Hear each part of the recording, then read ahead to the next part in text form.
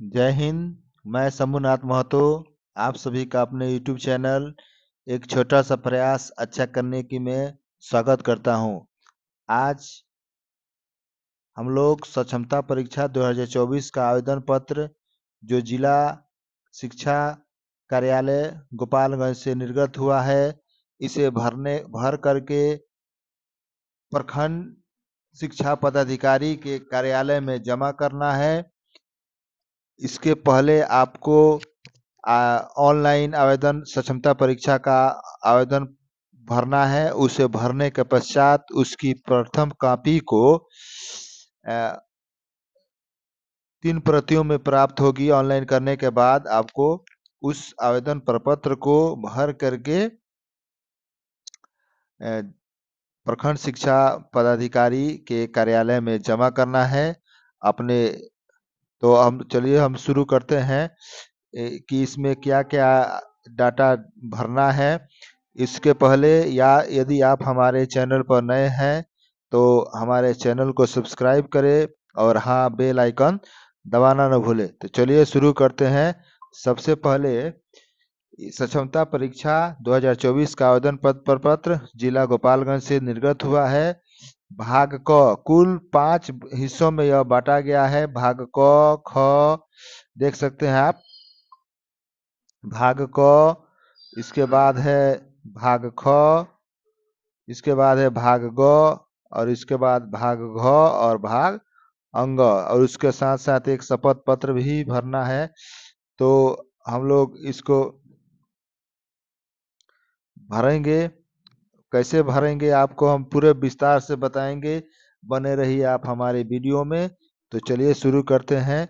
सबसे पहले नाम, इस भाग क को अभ्यर्थियों का घोषणा पत्र है। यह अभ्यर्थियों द्वारा भरना है। अभ्यर्थी का मतलब नियोजित शिक्षक से संबंधित है जो सक्षमता परीक्षा में सम्मिलित हो रहे हैं, उनके लिए है।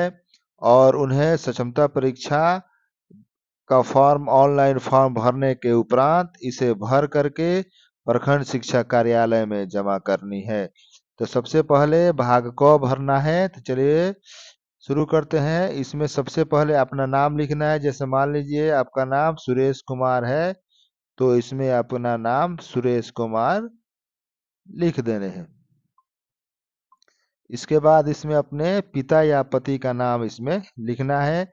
आपका जन्म तिथि क्या है इसमें आपको लिखना है। इसके बाद पद नाम में लिखना है पंचायत, प्रखंड, नगर, जिला शिक्षक, शारीरिक शिक्षक, पुस्तकालय शिक्षक। आप जो शिक्षक हैं, यदि पंचायत शिक्षक हैं तो इसमें पंचायत शिक्षक लिख देंगे। यदि आप प्रखंड शिक्षक है, आपकी बहाली प्रखंड द्वारा हुई है, तो आप प्रखंड शिक्षक लिख देंगे। अगर नगर शिक्षक है नगर भर लिख देंगे। अगर जिला शिक्षक है तो जिला शिक्षक लिख देंगे। शारीरिक शिक्षक है जिसको फिजिकल टीचर कहा जाता है वो लिख देंगे। अगर पुस्तकालय शिक्षक है तो आप इसमें अपना डाटा पुस्तकालय शिक्षक भरेंगे। इसके बाद 5वां पॉइंट है शिक्षक कोटि, कि आप बेसिक ग्रेड के शिक्षक हैं या स्नातक ग्रेड के शिक्षक हैं, माध्यमिक ग्रेड के शिक्षक हैं कि उच्च माध्यमिक ग्रेड के शिक्षक हैं, पुस्तकालय शिक्षक हैं, शारीरिक शिक्षक हैं या किसी भाषा विषय के साथ आपकी बहाली हुई है। इसमें यह लिखना है। ये जैसे मान लीजिए जो शिक्षक मूल कोटि के हैं, अर्थात मूल मतलब बेसिक ग्रेड, जिनका जिनका ग्रेड पे 2000 है वह मूल कोटि के शिक्षक माने जाएंगे। जिनका ग्रेड पे 2400 है वह स्नातक ग्रेड के शिक्षक। माध्यमिक शिक्षक वालों का भी 2400 ही है और उच्च माध्यमिक शिक्षकों का 2800 है। इसमें भरना है। इसके बाद भरना है इसमें अपने विद्यालय का नाम, जिस विद्यालय में आप कार्यरत है उस विद्यालय का नाम। माने जैसे मान लीजिए लिख देते हैं, अगर आप एनपीएस में है तो लिख देते हैं एनपीएस उत्तर टोला, जो भी स्कूल का नाम हो तो इसमें भर देना है। इसके बाद है प्रखंड का नाम। अब जिस प्रखंड में कार्यरत हैं उसमें उस प्रखंड का नाम लिखना है। अगला है नियोजन इकाई का नाम। आपकी बहाली जिस नियोजन इकाई द्वारा हुई है उस नियोजन इकाई का नाम इसमें भरना है। कभी कभी ऐसा भी हुआ है जैसे कुछ शिक्षकों की बहाली पंचायत नियोजन इकाई द्वारा हुई है और उनका विद्यालय अपग्रेड होने के उपरांत वे लोग प्रखंड शिक्षक कहला रहे हैं, तो उनकी नियोजन इकाई प्रखंड नियोजन इकाई हो जाएगी। इसके बाद है सामाजिक कोटि। क्या आप अनरिजर्व हैं या ईडब्ल्यूएस का फायदा ले रहे हैं, या आप बीसी हैं, या आप ईबीसी हैं, या आप एससी हैं, या आप एसटी हैं, इसमें आपको डाटा भरना है। इसके बाद दिख रहा है चयन कोटि। आपकी बहाली किस आधार पर हुई है, ईडब्ल्यू अनरिजर्व हुआ है कि ईडब्ल्यूएस द्वारा हुआ है, या बीसी पर हुआ है, या ईबीसी पर हुआ है, या एससी पर तो है, या एसटी पर, या दिव्यांगता पर, या स्वतंत्रता सेनानी, या पुरुष महिला, जो कुछ भी है इसमें आपको डाटा भरना है। इसके बाद है नियोजन का प्रकार। जैसे नियोजन का प्रकार में है कि आपकी बहाली कैसे हुई है, सीधे हुई है या प्राधिकार के द्वारा हुआ है, या न्यायालय संक्षिप्त विवरण के साथ, किसके द्वारा आपकी बहाली हुई है। तो आपकी बहाली यदि सीधे हुई है तो आप लिख देंगे इसमें सीधा, प्राधिकार से हुआ तो लिख देंगे प्राधिकार, यदि न्यायालय के द्वारा हुआ है या जैसे किसी कोई केस कर देते हैं कोर्ट में, तो कोर्ट में मामला निपटारा होने के बाद उनको जिला शिक्षा पदाधिकारी द्वारा चिट्ठी पत्र आवेदन पत्र निर्गत करने का आदेश होता है, उसके आधार पर उनकी बहाली होती है। अगला है नियोजन का रोस्टर बिंदु।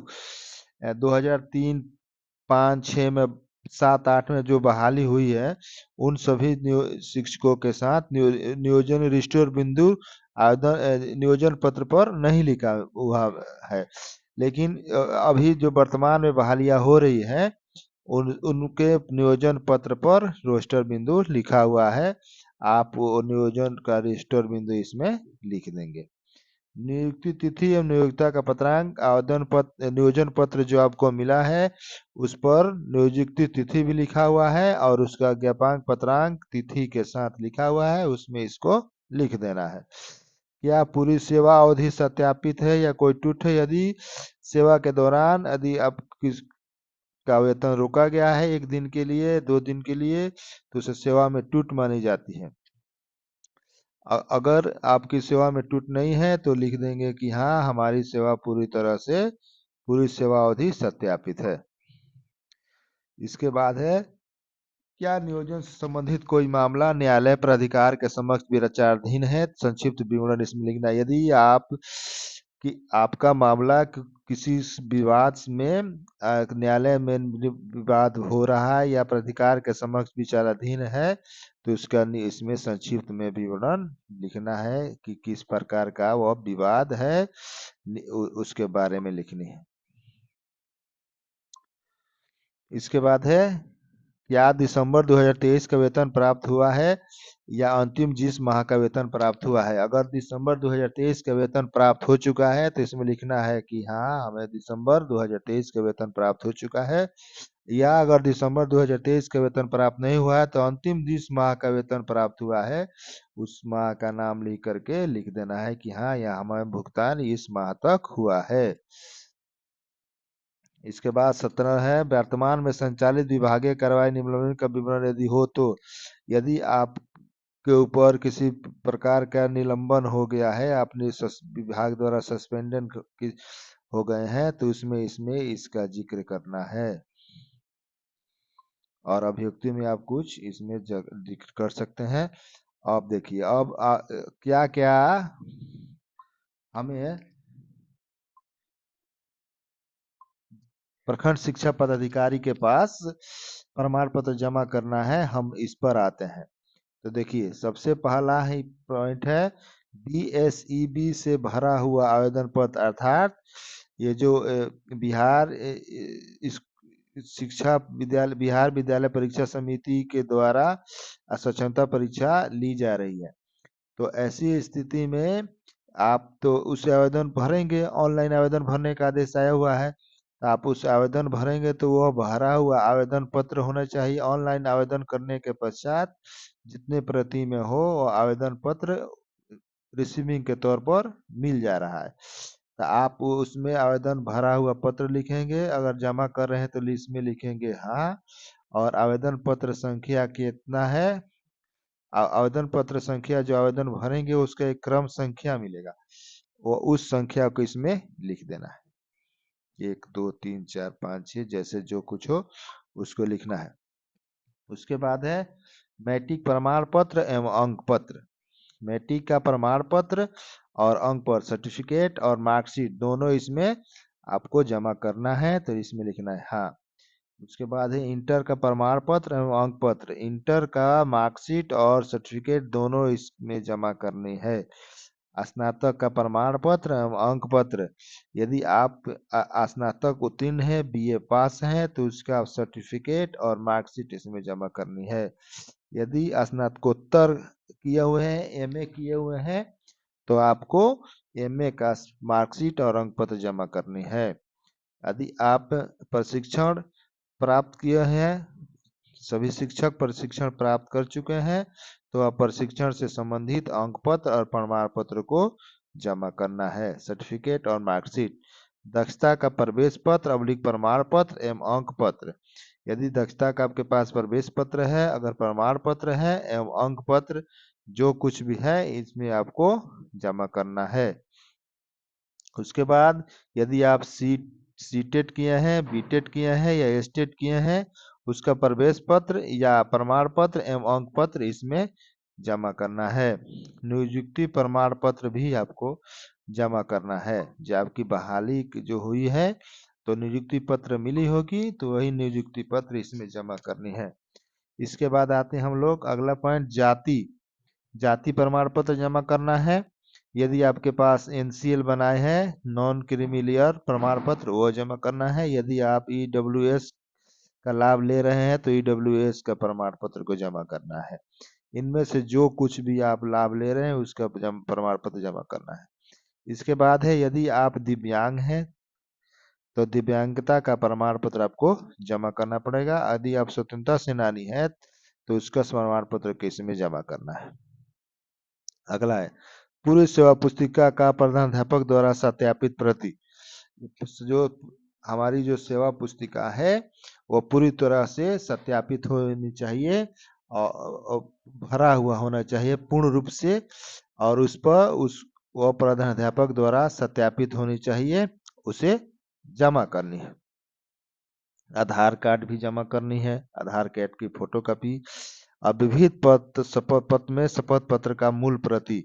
इसके बाद हम लोग शपथ पत्र पाएंगे, उसकी मूल प्रति को जमा करना है।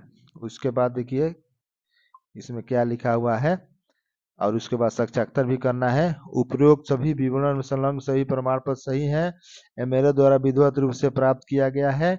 आवेदन के साथ अंकित कोई तथ्य प्रस्तुत प्रमाण पत्र अभिलेख गलत पाए जाने पर मेरा अभ्यर्थित्व रद्द करते हुए विभाग द्वारा विधि सम्मत कार्रवाई के लिए स्वतंत्र होगा। इन सभी को पढ़ के आपको यहाँ पर हस्ताक्षर लिखना है, नाम लिखना है, और जिस तिथि को आप जमा करें वो तिथि लिखनी है, और अपना मोबाइल नंबर लिखना है। अब आते हैं भाग। आशा करते हैं कि भाग को आप पूरी तरह से समझ चुके होंगे। यदि आप किसी प्रकार की त्रुटि हो तो आप हमें मैसेज करें, कमेंट करें, हम आपके समस्या का निराकरण करेंगे। चलिए भाग ख। भाग ख में क्या भरना है देखिए, यह इसमें विद्यालय कार्यालय का पत्रांक भरना है और दिनांक भरना है। इसमें लिखना है शिक्षक श्री श्रीमती, यह जो भाग ख है वो विद्यालय के प्रधान द्वारा भरा जाएगा, प्रमाणित किया जाएगा, और विद्यालय प्रधान का इस पर हस्ताक्षर होगा। तो इसमें लिखा क्या है, शिक्षक श्री श्रीमती द्वारा अंकित सभी विवरण मेरी जानकारी में सही है। इनके द्वारा प्रस्तुत सभी प्रमाण पत्र अंक पत्र का मिलान मूल प्रति से किया गया जो सही है। संलग्न अभिलेख के साथ सेवा पुस्तिका की छाया प्रति मेरे द्वारा सत्यापित किया गया है। इनके नियोजन में किसी प्रकार का कोई विवाद नहीं है और ना ही इससे संबंधित कोई मामला प्राधिकार नियोजन में लंबित है। इनका वेतन भुगतान नियमित रूप से होता है। इन्हें सचेतना परिषद 2024 में सम्मिलित होने का अनुशंसा किया जाता है। इसके बाद यहाँ पर प्रधानाध्यापक अपना हस्ताक्षर करेंगे, अपना नाम लिखेंगे, मोबाइल नंबर लिखेंगे और विद्यालय की जो मुहर है उस पर यहाँ पर मुहर चिपका देंगे, लगा देंगे। अगर उनके समझते हैं कि अगर कुछ शिक्षक के विषय में कुछ लिखना है तो इसमें जो विवरण है इसमें अभियुक्ति में यहाँ पर कुछ अपना कुछ लिख सकते हैं। अब आते हैं भाग ग पर। भाग ग, इन सभी भाग क और ख भरने के बाद भाग ग प्रखंड शिक्षा पदाधिकारी इसको भरेंगे। तो प्रखंड संचय पदाधिकारी का पत्रांक लिखा जाएगा, कहाँ किस प्रखंड कौन सा ब्लॉक है वहां पर यह लिखा जाएगा। उसके बाद कार्यालय का पत्रांक यहाँ पर चढ़ेगा और यहाँ पर दिनांक चढ़ेगा। और यहाँ पर दिसंबर 2023 या अंतिम माह के वेतन विपत्र का ज्ञापन, अंतिम माह का जो जो भी हो है, दिसंबर 2023 हो या तो अक्टूबर नवंबर जो भी हो, अंतिम माह का जो विपत्र का विपत्र जो वेतन विपत्र जो जिला में वेतन भुगतान हेतु जाता है उसका पत्रांक इसमें लिखना है, देखने ज्ञापक लिखना है। इसके बाद अभ्यर्थी के आधार संख्या का एम आधार आपसी अपडेट हिस्ट्री के जांच उपरांत ऐसा देखने को मिलता है। आदेश भी आया हुआ है कि 6 माह के अंदर आपका आधार अपडेट नहीं होना चाहिए। इसका प्रमाण पत्र भी प्रखंड शिक्षा पदाधिकारी को देना है। यही लिख रहा है, एम आधार ऐप से अपडेट हिस्ट्री, आपका अपडेट हिस्ट्री जांच की जाएगी कि आपने 6 महीने के अंदर में कोई सुधार तो नहीं करवाया है, उसकी जांच की जाएगी। इसके उपरांत इनके वो प्रमाणित करेंगे प्रखंड शिक्षा पदाधिकारी कि इनका नाम, पिता का नाम, जन्म तिथि में कोई किसी प्रकार का परिवर्तन नहीं पाया गया है। यदि पाया जाता है तो उसका संक्षिप्त विवरणी इसमें स्पष्ट रूप से लिखेंगे प्रखंड शिक्षा पदाधिकारी और अपना हस्ताक्षर भी करेंगे, तब वह प्रमाणित करेंगे। देखिए यहाँ पे लिखा हुआ है, शिक्षा श्रीमती एवं विद्यालय प्रधान द्वारा भाग क एवं भाग ख में प्रस्तुत सभी सूचना वेतन विवरण प्रमाण पत्र अभिलेख का अवलोकन उपरांत पाया गया है कि इनका नियमित रूप से वेतन भुगतान किया जाता है। इनके नियोजन में किसी प्रकार का कोई विवाद या उससे संबंधित कोई मामला न्यायालय प्राधिकार में विचाराधीन नहीं है। उन्हें क्षमता पर की जाती है। उसके बाद प्रखंड के सहयोगी कर्मी का यहाँ पर हस्ताक्षर करेंगे और यहाँ पर प्रखंड शिक्षा पदाधिकारी का हस्ताक्षर होगा, नाम लिखा जाएगा, मोबाइल नंबर लिखा जाएगा, मुहर लगाई जाएगी। अब आते हैं भाग घ प। इन भाग क शिक्षक भरेंगे, भाग ख प्रधानाध्यापक भरेंगे, भाग ग प्रखंड शिक्षा पदाधिकारी भरेंगे। उसके बाद भाग ग भरा जाएगा किसके द्वारा, जिला कार्यक्रम पदाधिकारी स्थापना कार्यालय का जांच किया जाएगा और वह यहाँ पर सभी डाटा को भरेंगे। श्रीमती के प्रखंड के इतना प्रखंड इनका नियमित रूप से वेतन भुगतान हो रहा है, यह वेतन शाखा विभाग का लिपि का यहाँ पर हस्ताक्षर होगा, नाम लिखेंगे। और उसके बाद अब भाग अंग में आते हैं। जिला शिक्षा पदाधिकारी का स्थान पत्रांक दिनांक, भाग क ख में अंकित विवरण घोषणा पत्र का लोक मिलेंगे। आवेदन का ऑनलाइन सबमिशन की अनुमति दी जाती है और यहाँ पर हस्ताक्षर करेंगे।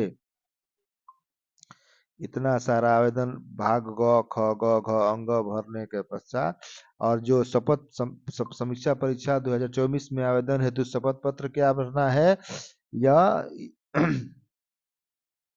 फर्स्ट क्लास मजिस्ट्रेट से नोटरी पब्लिक द्वारा इसे भर करके जमा करनी है। तो इसमें क्या क्या लिखा हुआ है ये देखिए, मैं अपना नाम लिखेंगे, यहाँ पर विद्यालय का नाम लिखेंगे, प्रखंड का नाम लिखेंगे, उसके बाद फिर यहाँ पर मैं लिखेंगे, मेरी नियुक्ति जिस नियोजन इकाई के पत्रांक दिनांक द्वारा की गई वो लिखेंगे। वहाँ पर मेरी नियुक्ति सीधी हुई है कि पर अनुकंपा पर हुआ है या प्राधिकार पर हुआ है, न्यायालयवाद द्वारा हुआ है, यहाँ पर लिखनी है। उसके बाद मैंने प्रशिक्षण दिनांक कितना को विधि रूप से प्राप्त किया है, यह सब डाटा भरना है। उसके बाद लिखा है, मेरा सभी शैक्षणिक प्रशैक्षिक टेट दक्षता प्रमाण सत्य है, सभी प्रकार के पत्र द्वारा विधि का पालन करते हुए प्राप्त किया गया है। मेरे नियोजन के संबंध में मेरी नियुक्ति तिथि से कोई विवाद नहीं रहा है और मेरा नियोजन अवधि का विवादित है। अगर पुनः वर्तमान कोई विवाद हो तो समझिए, अगर किसी प्रकार की विवाद हुआ हो तो इसमें जिक्र करना है, अगर नहीं तो हुआ है तो नहीं जिक्र करना है। उसके बाद मेरी नियुक्ति योगदान तिथि से आधा अवधि तक सेवा सत्यापित है और जो कि मेरे द्वारा प्रस्तुत सेवा पुस्तिका की छाया प्रति में दर्ज है। इसके बाद 8वां पॉइंट है कि मेरी नियुक्ति योगदान तिथि से अध्यादेश से अवधि का विधिवत रूप से भुगतान हो रहा है। मेरा अंतिम भुगतान जिस माह का हुआ है, कितने रुपए आपने प्राप्त किया है, वो इसमें यह लिखना है।